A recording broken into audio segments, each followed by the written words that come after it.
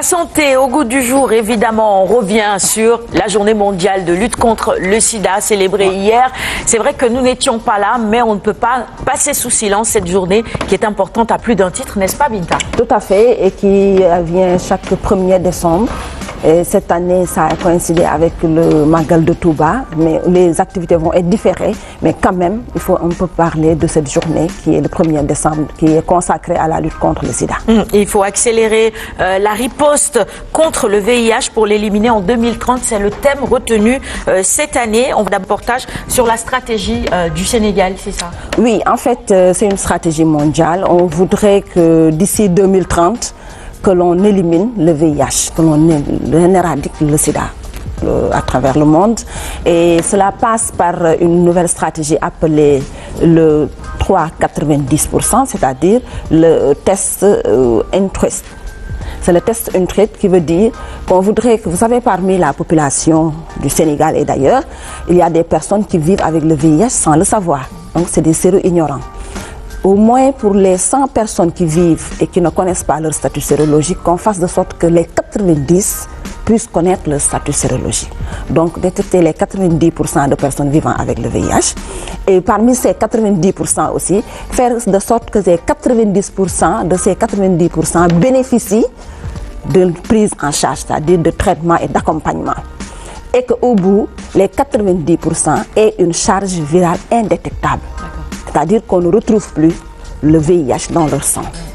Donc c'est ça qui est la nouvelle stratégie. Et on voudrait faire poser les jalons pour que d'ici 2020, au moins, qu'on ait une grande partie, une grande réussite de ce Intruist-là. Et que aussi, qu'on continue dans le même sens d'ici 2030, qu'on puisse éradiquer le VIH. Très bien. On regarde le reportage pour plus d'explications. Tout à fait. Test Intruist, une nouvelle approche pour permettre aux personnes dépistées positives d'être immédiatement sous traitement et de maintenir ce traitement pour avoir une charge virale indétectable. Mais le grand défi sera de les maintenir sous traitement pour qu'ils aient une charge virale indétectable. Parce que ce que la communauté internationale et scientifique a montré, c'est que lorsqu'une personne, même si elle est infectée par le virus du sida, lorsqu'elle prend des traitements antirétroviraux jusqu'à avoir une charge virale indétectable, cette personne, la chance de transmettre de cette personne, elle est quasi nulle. C'est un peu l'objectif justement de cette initiative Test Intruist. Le test Intruist fait partie des jalons que le Sénégal entend poser pour lutter efficacement contre le sida. Cette initiative épouse la stratégie des 3,90%. Le premier 90, que 90% des personnes vivant avec le VIH connaissent leur statut sérologique.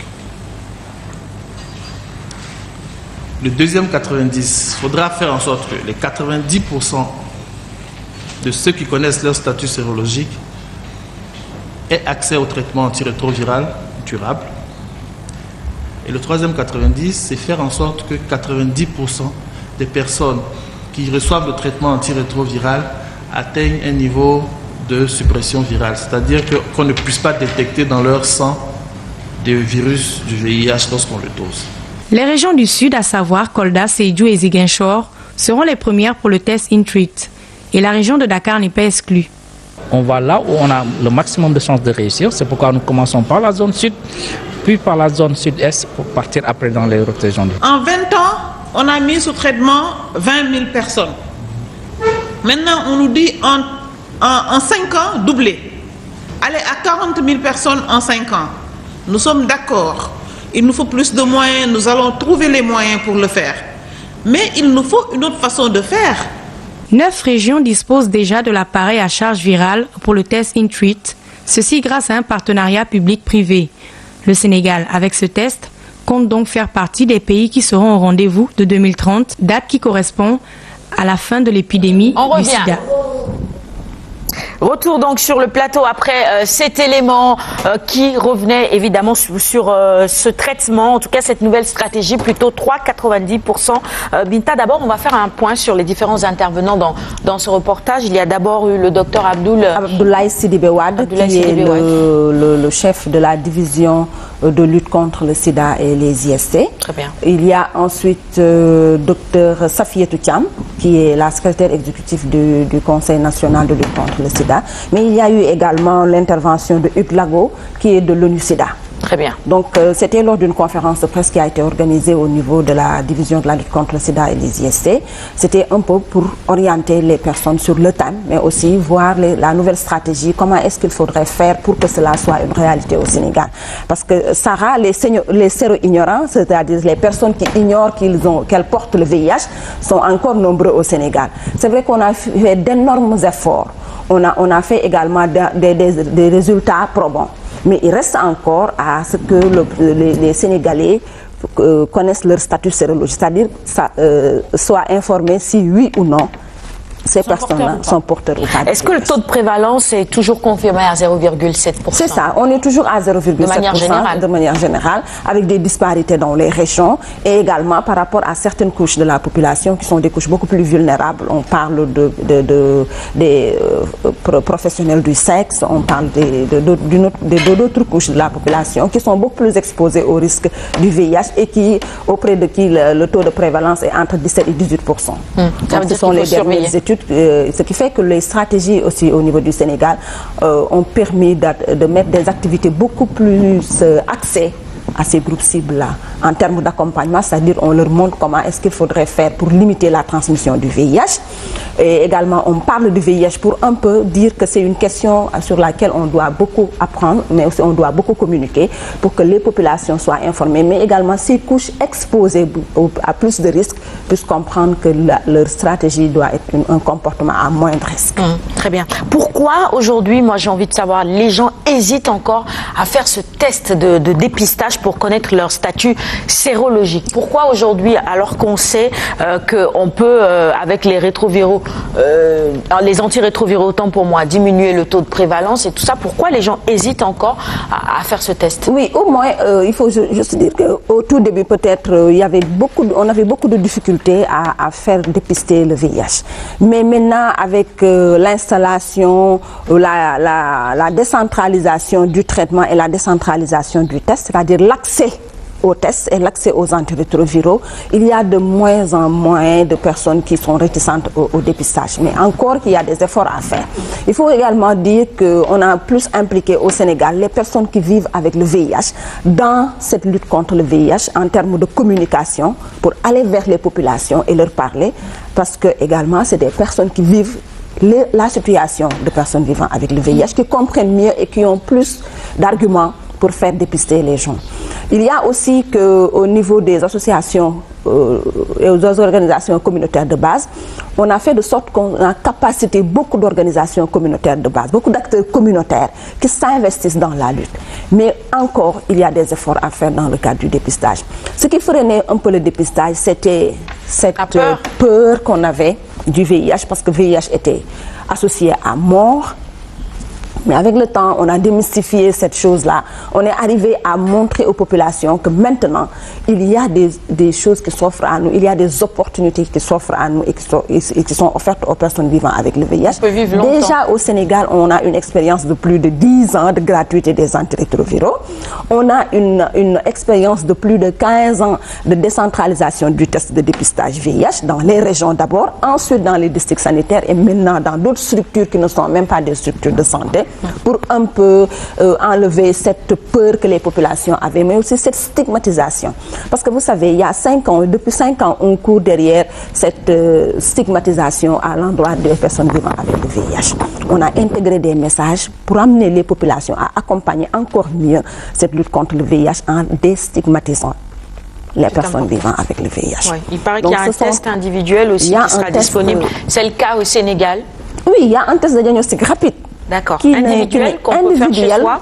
Tous les tests sont individuels.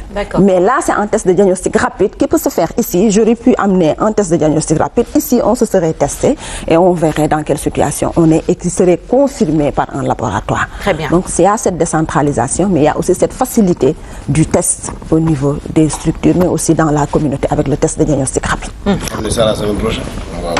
Oui, non, mais oui, emmène-le sur le plateau. Déjà, on va voir à quoi ça ressemble un tout petit peu. On pourra même déjà expliquer davantage aux téléspectateurs comment s'en servir. Parce que c'est vrai, acheter le test, après comment s'en servir et tout ça. Les conseils peuvent être également utiles pour les uns et les autres. On va maintenant écouter Mamadou Dia. Oui, on va déjà invité ici à Il y a un élément sur lequel je veux revenir, c'est ce que l'on appelle un peu la charge virale. Parce que Nafi, elle va me faire le reproche d'avoir parlé de charge virale sans expliquer ce que c'est que la charge virale.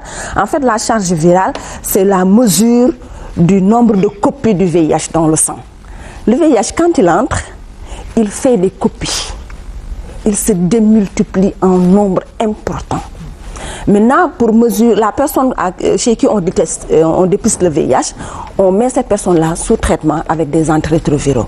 Les antirétroviraux ont pour action de détruire toutes ces copies-là et de s'opposer aux actions du VIH dans le sang. Maintenant, quand on dépiste la personne, on la met sous ARV, on va faire une course, on va mettre autant de soldats dans son corps qui lui permettent de lutter contre ces copies-là et d'empêcher au VIH de se développer et d'en développer d'autres copies dans son corps. Maintenant, si on arrive à dépister 90% de ces personnes vivant avec le VIH, à mettre 90% sous ARV, il faut aussi s'attendre à ce que les 90% puissent développer autant de capacités contre le VIH avec l'appui des ARV. Donc, c'est cela qui nous permettra ensemble, d'ici 2030, d'enlever ce VIH dans le corps des personnes, c'est-à-dire que la charge virale soit indétectable, mais aussi que l'on n'ait plus de personnes infectées par le VIH. Très bien. On regarde maintenant cet extrait de Mamadou Dia, qui est secrétaire général du RNP+. Oui, c'est le réseau national des personnes vivant avec le VIH. Il s'agit aussi de mettre un dispositif qui, au finish, nous garantira une vie meilleure. Parce que travailler à stopper, à éliminer l'élimination de la transmission, c'est permettre à l'État sénégalais de mieux souffler pour mieux supporter cette prise en charge qui coûte excessivement cher. L'élimination de la transmission ne signifie pas l'élimination du VIH parce qu'il restera encore des personnes vivant le VIH qui seront là jusqu'à ce qu'on ait enfin le vaccin. Et je souhaite que cela arrive sous peu. Retour sur le plateau après ces quelques mots de Mamadou Dia, qui est le secrétaire général du RNP+, le réseau national des personnes vivant avec le VIH/SIDA. Donc ici, au Sénégal, il a dit deux choses importantes concernant d'abord le vaccin. Oui, on l'espère, ce vaccin, on l'attend, on espère que ça va venir, le vaccin contre le VIH. Mais la science évolue, avance quand même, il y a des avancées. On avance beaucoup. Et en attendant d'avoir le vaccin, ce qu'il faut, c'est des comportements à moindre risque. Ce qu'il faut, c'est que les personnes se dépistent d'abord pour connaître le statut sérologique. On doit savoir dans quel camp on est. Au terrain, au stade, hier, il a fallu que le Sénégal mette ses couleurs et que la Tunisie mette ses couleurs pour que chacun puisse savoir vers quel camp aller, n'est-ce pas? Oui. Donc la personne aussi, ici, chacun de nous aussi devrait savoir ce qui se passe dans son corps et on devrait savoir si oui ou non on a le VIH. Très bien. Au Sénégal, on a eu la gratuité des ARV. Mais avoir la gratuité des ARV sans avoir l'observance, c'est-à-dire les personnes qui sont infectées par le VIH et qui prennent les ARV, si elles ne respectent pas les prises, on ne voit pas encore le bout du tunnel. Donc il faut un nombre d'accompagnements important. Il faut que la personne qui vit avec le VIH bénéficiant des ARV puisse respecter la prise des ARV. Vous allez chez chacun de nous, vous trouverez dans nos tiroirs des plaquettes de médicaments entamés mais jamais terminés. Alors que la personne vivant avec le VIH est astreinte à une prise régulière des ARV. Cette personne-là est suivie gratuitement dans nos structures. Donc de la tête aux pieds, on vérifie, on cherche ce qu'il y a pour l'accompagner. Oui. En fait, le test, il peut être anonyme, mais dès qu'on a le test positif et qu'on accepte d'entrer dans le programme, ce que chacun devrait faire, on commence à lever l'anonymat parce qu'il faudrait qu'on puisse mettre un nom, un prénom, un âge, une appartenance pour que l'on puisse suivre l'historique de la maladie. C'est ce qui nous permet un peu d'anticiper sur une éventuelle rupture, un arrêt de traitement, un non-respect du traitement. Donc c'est un respect du traitement qui doit accompagner donc la prise des ARV. C'est un respect des rendez-vous auprès d'un prestataire de santé qui doit accompagner également le traitement. Sinon, on arrivera à un stade où la charge virale, c'est-à-dire le nombre de copies du virus dans le sang va augmenter, et plus le nombre augmente, plus la personne est exposée à des infections. Et ce sont ces infections-là accumulées qui font qu'on arrive à un stade sida, ce que heureusement, au moins au Sénégal, on est arrivé à limiter, parce que vraiment les personnes vivant avec le VIH ont cette conscience-là déjà d'être dans une association pour avoir plus de force et avoir plus de possibilités de faire du plaidoyer auprès des autorités, mais aussi de convaincre les populations à accepter le test, à accepter d'entrer dans le traitement et à accepter d'être observants, c'est-à-dire de prendre les médicaments au moment voulu et avec les nombres de comprimés qu'il faut prendre. La prise en charge, elle est la même pour tout le monde, hein, que ce soit les personnes qui vivent avec un handicap ou pas. Il n'y a pas de discrimination à ce niveau-là. Il n'y a aucune discrimination à ce niveau-là, heureusement. Et d'ailleurs, il y a même des formations qui sont données à ces personnes vivant avec le VIH et à leur entourage qui le souhaitent pour un peu arriver à accompagner convenablement les personnes vivant avec le VIH, avec un accompagnement psychosocial. Parce que le VIH aussi, ce n'est pas seulement une prise de médicaments et des analyses. C'est aussi un accompagnement psychosocial, une façon de travailler avec ces personnes-là, parce que c'est des personnes qui sont comme vous et moi. Et qui font partie de la société. Et qui vivent avec le VIH sans que même leur entourage proche puisse le savoir. Vous savez, au tout commencement en 1986, de 1986 à 1988-90, on avait peut-être des problèmes avec la prise en charge parce que tout simplement, on associait le VIH à la mort. Parce qu'en ce moment-là, il n'y avait pas encore ces ARV disponibles chez nous et gratuitement. Il n'y avait pas beaucoup de médecins qui étaient capacités dans la prise en charge des personnes vivant avec le VIH, mais il n'y avait pas encore cette conscience que les personnes vivant avec le VIH ont aujourd'hui et d'être dans des associations au niveau de toutes les régions du Sénégal pour accompagner cette lutte contre le VIH. On a débordé un peu, hein?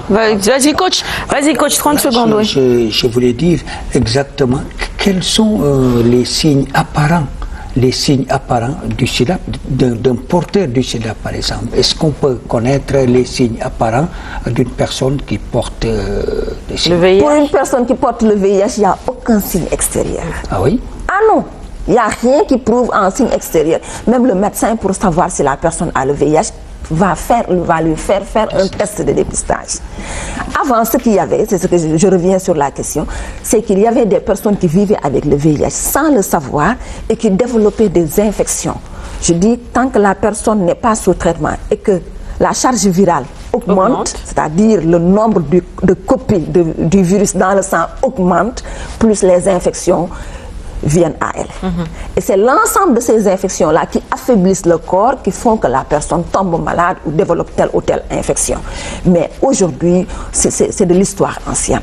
Les personnes vivant avec le VIH sont très bien encadrées, d'abord par les autres personnes vivant avec le VIH, ensuite par le corps médical, mais aussi par l'ensemble des personnes qui gravitent autour de la personne vivant avec le VIH à travers un accompagnement psychosocial cohérent, adapté.